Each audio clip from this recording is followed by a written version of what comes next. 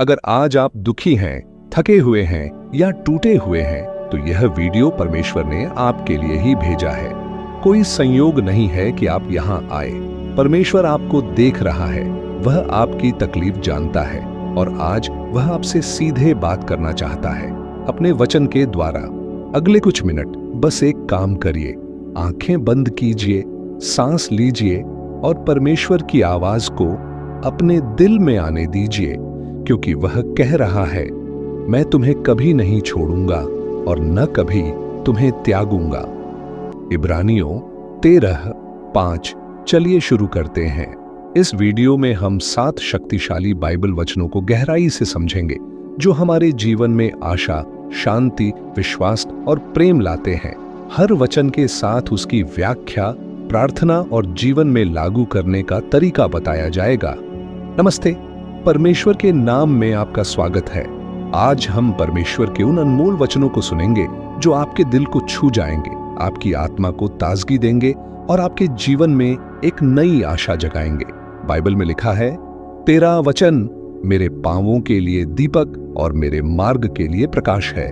भजन 119-105। तो आइए आज इस प्रकाश में चलते हैं। पहले हम एक पल के लिए परमेश्वर की उपस्थिति में आते हैं। वचन 1 यूहन्ना 3:16। क्योंकि परमेश्वर ने जगत से ऐसा प्रेम रखा कि उसने अपना इकलौता पुत्र दे दिया, ताकि जो कोई उस पर विश्वास करे वह नाश न हो बल्कि अनंत जीवन पाए। ये वचन बाइबल का सबसे प्रसिद्ध वचन है और यह हमारे पूरे विश्वास की नींव है। सोचिए, परमेश्वर ने जगत से प्रेम रखा। इसका अर्थ है आपसे, मुझसे, हर उस इंसान से जो कभी गलत रहा, जो कभी थका, जो कभी टूटा। उसने अपना इकलौता पुत्र यीशु मसीह हमारे लिए दे दिया। यह प्रेम शर्तों पर नहीं था, यह प्रेम हमारी योग्यता पर नहीं था, यह प्रेम अनंत और निस्वार्थ है।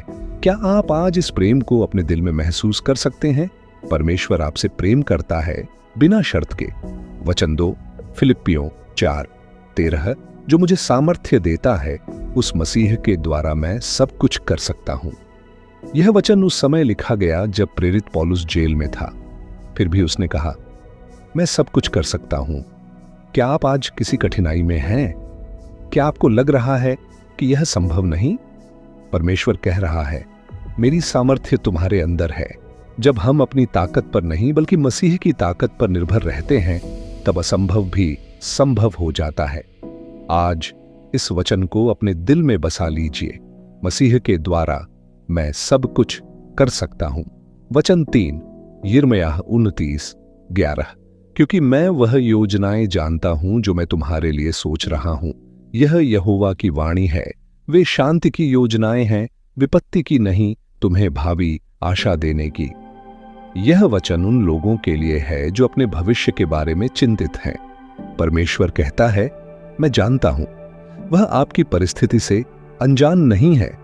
वह आपकी हर तकलीफ देख रहा है और उसके पास आपके लिए एक अच्छी योजना है। शायद आज आप किसी मुश्किल दौर से गुजर रहे हों, शायद आपको अंधेरे में रास्ता नहीं दिख रहा, लेकिन परमेश्वर की योजना शांति की है, विपत्ति की नहीं। उसकी योजना पर भरोसा रखिए, वह आपको निराश नहीं करेगा। वचन 4 भजन 23:1। यहोवा मेरा चरवाहा है, मुझे किसी चीज की कमी न होगी। वह मुझे हरी चरागाहों में बैठाता है, वह मुझे शांत जल के पास ले जाता है, वह मेरी आत्मा को ताजा करता है। दाऊद ने यह भजन तब लिखा जब वे खुद एक चरवाहे थे। वे जानते थे कि एक अच्छा चरवाहा अपनी भेड़ की हर जरूरत पूरी करता है। परमेश्वर हमारा चरवाहा है, इसका मतलब है वह हमारी देखभाल करता है। जब हम थके हों, वह आराम देता है। जब हम प्यासे हों, वह शांत जल देता है। जब हमारी आत्मा टूट जाए, वह ताजा करता है। आज आप चाहे जितने भी थके हुए हों, परमेश्वर के पास आइए, वह आपकी आत्मा को ताजा करेगा। आज आप चाहे जितने भी थके हुए हों, परमेश्वर के पास आइए, वह आपकी आत्मा को ताजा करेगा। वचन 5 यशायाह 40:31। परंतु जो यहोवा की बाट जोहते हैं, वे नई शक्ति पाते हैं। वे उकाब की नाई उड़ेंगे, वे दौड़ेंगे और थकेंगे नहीं, वे चलेंगे और कभी श्रमित न होंगे। क्या आप आज थके हुए हैं? क्या जीवन की दौड़ में आप हाँफ रहे हैं? परमेश्वर का वादा है, जो उसका इंतजार करते हैं, जो उस पर भरोसा करते हैं, वे नई शक्ति पाएंगे। उकाब, ईगल सबसे ऊंचा उड़ने वाला पक्षी है। वह तूफान से नहीं डरता, वह तूफान के ऊपर उड़ता है। परमेश्वर कह रहा है, मैं तुम्हें तूफान के ऊपर उठाऊंगा। आज एक पल के लिए परमेश्वर के सामने बैठिए, उसका इंतजार कीजिए। वह जरूर आएगा, और जब वह आएगा आप नई शक्ति से भर जाएंगे। वचन 6, रोमियो 8:28। और हम जानते हैं कि जो लोग परमेश्वर से प्रेम रखते हैं उनके लिए सब बातें मिलकर भलाई ही को उत्पन्न करती हैं, अर्थात उनके लिए जो उसके उद्देश्य के अनुसार बुलाए गए हैं। यह वचन हमारे जीवन की सबसे बड़ी सच्चाइयों में से एक है। सब बातें, इसका मतलब है दर्द भी, तकलीफ भी, निराशा भी, असफलता भी, सब मिलकर भलाई के लिए काम करती हैं। शायद आज आप किसी ऐसी परिस्थिति में हैं जो बुरी लग रही है। शायद आप समझ नहीं पा रहे कि यह क्यों हो रहा है, लेकिन परमेश्वर का वादा है, वह सब कुछ मिलाकर आपकी भलाई के लिए उपयोग करेगा। आपकी कहानी अभी खत्म नहीं हुई है। वचन 7, मुख्य, मत्ती 11:28। हे सब परिश्रम करने वालों और बोझ से दबे हुए लोगों, मेरे पास आओ, मैं तुम्हें विश्राम दूंगा।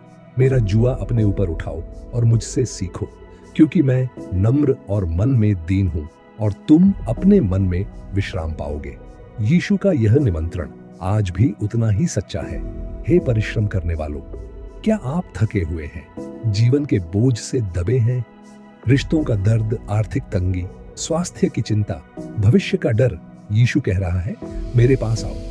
यह एक खुला निमंत्रण है, कोई शर्त नहीं, कोई योग्यता नहीं चाहिए, बस आना है, जैसे हैं वैसे ही।